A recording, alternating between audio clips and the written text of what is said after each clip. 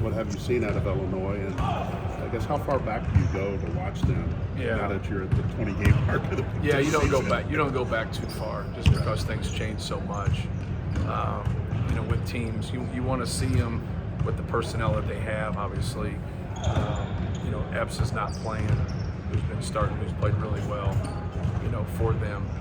But yeah, it's a little different when you have your last two games are both single plays, because some things that happened earlier in the year really it just doesn't matter. You just got to get locked into what they're running now. Kind of watching some teams that you think it will be similar. They just played Michigan, Hunter Dickinson, obviously. You watch them versus Trace Jackson Davis, just some people that that they would think about doubling or might double or actually doubling. So from that standpoint, you try to watch some of that and just kind of see. But we've seen about everything. For us, it's more of just being able to get good shots, take care of the basketball. They're very athletic and very good in transition. They got a lot of good individual players that can make one-on-one plays, and so just got to try to shrink the court as much as possible and make it hard for them, and not to get rhythm shots, but also just not live in the paint. They do a great job of driving the basketball and getting the ball to the rim. They're a very long team. A lot of guys that can handle the ball on the perimeter. How do you counteract that? Yeah, they block shots, they get steals, they use their length, they have interchangeable pieces. By ball movement, by knowing what we're doing offensively, having people in the right spots at the right time, especially when the ball goes into the post, and just keep moving the basketball, keep screening, and keep The one thing that with it is people will overdo Zach. When they overdo Zach, you got to be ready to play. If they don't do that, then Zach's going to have a lot of space, and then you got to be able to play off of that. So, but no, they, when you don't have length and you get behind plays, you're just kind of praying somebody misses.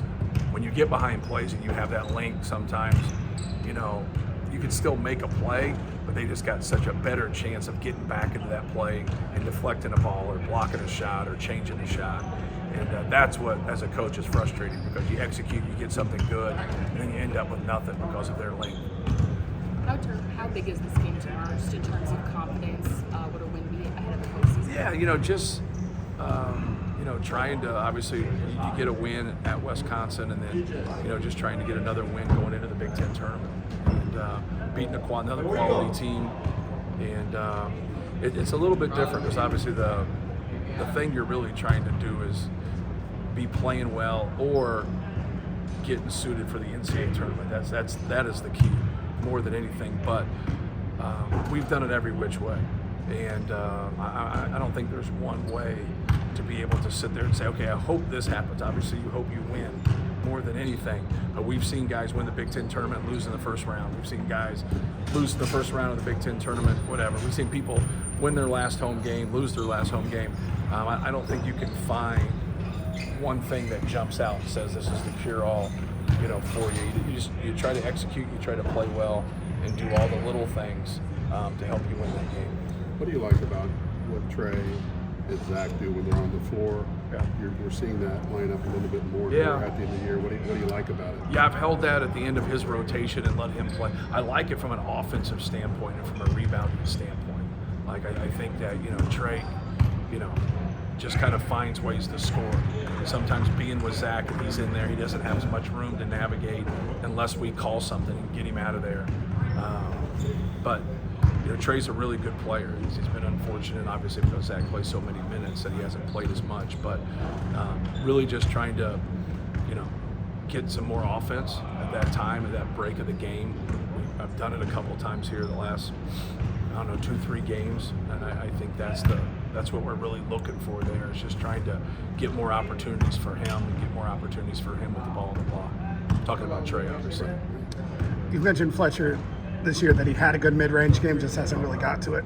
That's kind of what got him going against Wisconsin. Is that something that's just a read and react, or are you trying to get him to get a couple to go down in the mid-range? Well, it's what we run, but also how they defend it. If people are going to be in a drop, you're going to have a better chance of getting to your pull-up. If people are going to be aggressive on ball screens, you can drag it out a little bit, but you're probably not going to get to your mid-range there as they push you out. But yeah, just calling things because we know they're in a drop for him to attack that 5. And if he drops too early and too deep, and we can get a good ball screen, now he's got his on-ball defender off of him, and he can get to his pull-up. How different is this game just in terms of preparation since you haven't played them before? Yeah, it is different, but it's different for both teams. So I don't think it's anything that's advantageous for Illinois or advantageous for Purdue. Like, you just kind of dive into it. But most important is your own team. Illinois is going to worry about what we do. We're going to worry about what they do, but it can't exchange what's the most important for your own team. When you play in the Big Ten tournament next Friday, does that you try to get a little bit more rest next week? And how do you balance practice and making sure these guys are fresh for the we'll tournament? definitely take off Monday. I don't know what we'll do on Tuesday yet. We've had 2 days off back-to-back weeks. This will be the 3rd week we've had 2 days off if we do it. So just trying to get ready. Obviously those early practices on Tuesday or Wednesday, you're not going to know your opponent. You're going to know who it could be, but you're not going to know your opponent. So once again, just trying to get a lot of shots up. Just got to keep yourself ready. But yeah, it's we've been in this position ever since they went to a double bye. So outside of the year of COVID, which we got ready for the tournament, but we didn't play in the tournament. So like we've been in this position every year. And so, like I said earlier, if there was a common theme to help us, always win, we would stay with it. But it's hard. You get on a neutral court, you play your first game, how you finish the season, getting ready for the NCAA tournament. But I also like it because it, kind of gets you ready and get the juices going before the NCAA tournament.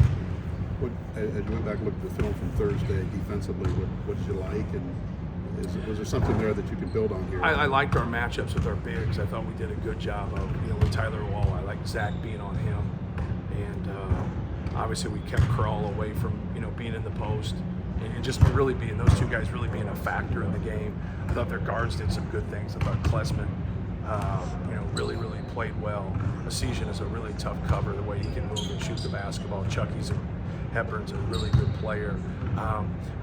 We let those guys get away from us a little bit. Like, I thought at the end of the game we were much better in terms of our challenges and making it tough for them. But we let those guys get away and knock down some threes. In the first half, they had the kid that came off the bench that made those three shots. Like, that was huge. We're at 4. He really kept them in it at that time, and just got to do a better job of getting guys out of rhythm more than anything. From shooting threes. You stick with the same lineup? Yes. Okay. Yes. And as you went back, anything stand out what Brandon did as opposed to just watching it live? No, I thought he brought good energy defending in the Indiana game. So I thought he did the same thing in this game. He had some open looks that didn't go down for him, but he's a good shooter. He'll make those, and he's getting more of an opportunity because of what he's doing, rebounding, and his energy and his defense. Obviously we'd love for him to hit a shot.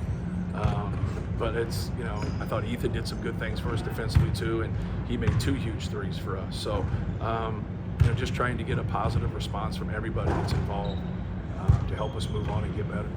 Because of the early season success, are you almost having to in-game play with some rotations that you didn't really early because stuff was working? A little bit. It's not as much in theory as it is matchups. Oh. Yeah, just so if you find somebody that can guard another guy and make it harder, then we're going to stick with it. If you find someone that's a tough matchup, we're going to get away from it, obviously. So, it's more matchups than anything. If we see something offensively we can get to with somebody, like, we stick with it more. But a lot of what I do as the season goes on ends up being more defense than offense. Not always, but more times than not. So Morton and Newman playing together. Wisconsin had 2 ball handlers. Yeah, no question. Like, both of them have size. Both of them can get up into them and make it harder for them to have threes. And when you have Zach that's in there now, it's not necessarily, he's not a shot blocker where you funnel people to him, right, but he still makes it hard for people down there, to make plays. All right, thank you.